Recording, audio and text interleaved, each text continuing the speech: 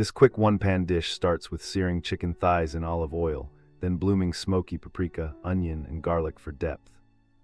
Next, stir in canned chickpeas and crushed tomatoes, pour in a little stock, and simmer until the chicken is tender and the sauce thickens. Finish with lemon juice, chopped parsley, and a drizzle of olive oil, serving over rice or crusty bread for a complete meal.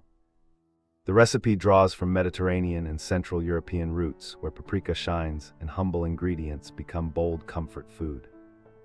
For busy cooks, prep the aromatics ahead, use a pre-chopped mix, and keep everything measured so dinner comes together in minutes.